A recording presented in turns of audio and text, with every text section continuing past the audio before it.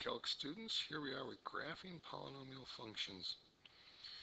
Polynomial functions, all the powers on x are whole numbers, and n is a very critical number. It tells you the complexity of the graph. It's called the degree of the equation, and it tells you the maximum number of x-intercepts or roots or zeros. Also, n minus 1 will equal the maximum number of terms, maximum number of turns in the graph. So if you're degree 1, a linear equation has no turns. Degree 2, a quadratic, linear has no turns. A quadratic has one turn. And a cubic has two turns, and so forth. Okay, the constant term is the y-intercept right there. Y-intercept. When x equals 0, everything else will fall out, and we'll just be left with that. The leading coefficient a tells you the overall trend of the graph. And let's just scribble in some rough ideas here. If you have an even function like a parabola, and a is positive, that means it's got a positive attitude. But this can also extend to 4th and 6th degree equations too. If a is negative, it has that negative attitude, and you've seen sad parabolas before. But we could also have like a, wow, that's a 1, 2, 3, 4, 5 to 6th degree equation. If n is odd, then you end up with a decreasing, and a is positive, a is greater than 0, you end up with an overall increasing trend. If n is odd and a is negative, then you end up with an overall decreasing trend.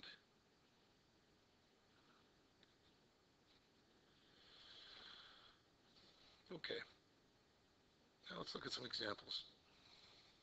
Here we have an example of a third degree polynomial. So notice we can get a lot of information off this third degree.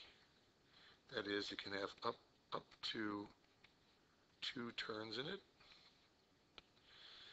It also tells us that it has 3 roots, up to 3 real roots. And here they are, at -2, 1, and at 4. And notice how the factored form helps you find those faster. We can also get from here the y-intercept. And notice how 8, the y-intercept in the expanded out form, points us to that y-intercept point right there. Notice since a is greater than 0, the leading coefficient is 1, it's greater than 0, this cubic has a general upward trend. A is greater than 0, so it's going to end up going from negative infinity to positive infinity, a general upward trend. That's a cubic. Now one thing to be careful of is, once we get higher than second degree equations, we can't count on this minimum here being halfway between the roots. So this is not a vertex. This is not a vertex like you have on a parabola. Same thing over here. And you'll see in one of your assignments, see 2.5 would be halfway between the roots. It's not quite there. Let's look at another example. Here is a 4th degree equation, you can tell from here. And here's the factored form. Notice how the factored form again tells us the roots. The y-intercepts at x-intercepts at x equals 0, x equals 2, and x equals -2. Notice those 3 roots are -2, 0, and 2. But notice what's happening here at this 0 root. It's a double root. And so the parabola bounces off at that point. It does not actually pass through the x-axis, but bounces off the x-axis. We have a general leading coefficient that's negative.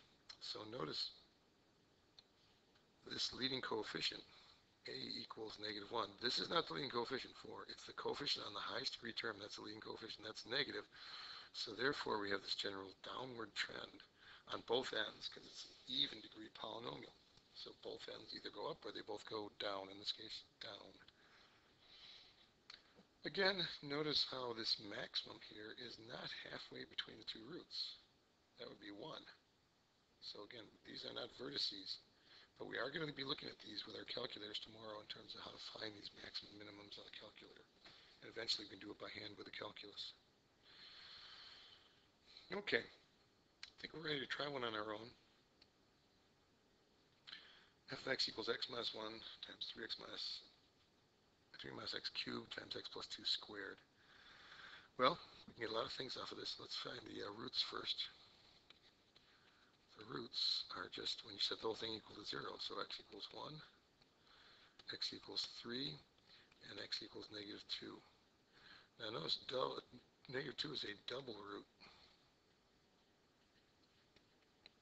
and 3 is a triple root. We're going to see what happens now with triple roots.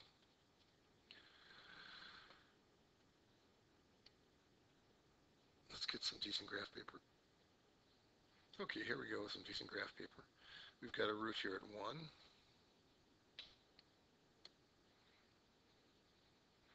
At 3, and at negative 2. Those are 3 roots.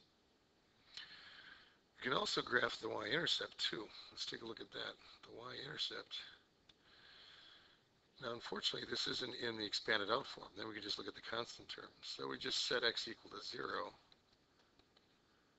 and we can quickly see that we get negative 1 times 3 cubed times 2 squared, and this is negative 108. Well, what kind of scaling are we going to use here? Well, maybe just call this negative 100 right here. And so we'll get a point here. I'm not too worried about your scaling along the y-axis. The x-axis is critical, because I want to see where it's crossing the x-axis when the whole function is positive or negative. Later on in the calculus, we'll come up with how to find max and min. So don't worry about how low down or how high up you're going on these. Just make sure you've got the right sign on it.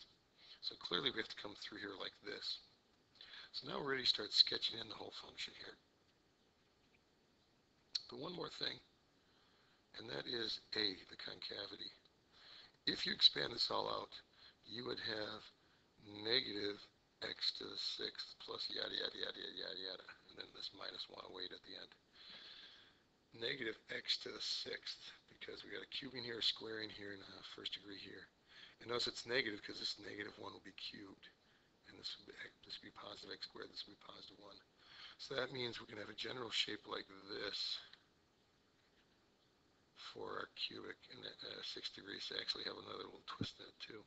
So see how the even oddness of the leading power, the highest power, and the sign of the leading coefficient now can give us a good idea of the sketch. So we're going to have to start from down below. And remembering that at negative 2, we have a double root, so we actually bounce off at negative 2. We pass through this intercept. I don't know if it's a minimum right there. And then we pass through the x-intercept at 1. And then at 3, we don't bounce off, because that would actually make it look like an odd degree polynomial. But instead, we do level off for an instant as we pass through. And that's what distinguishes a triple root from a single root. In both cases, you pass through, but in the triple root case, you actually have an instant there where you have a 0 slope, and you actually level off just for that instant, right at 3, and then come passing through. Okay, let's see how we did. That's what GeoGebra says. And we did pretty well. We got our roots at 1 and 3. There's the leveling off at 3, bouncing off at negative 2. There's the intercept here. Again, I'm going to be mostly focused on where you're crossing the x-axis. If you're crossing the x-axis at the right points, negative 2, 1, and 3. And also, if you know how to deal with your roots, a double root, you got to bounce off. Triple root, I do want to see this kind of aspect of leveling off as you pass through. And the general trend, that's key, based on the leading coefficient, the sign of the leading coefficient. Okay, all right, flange out.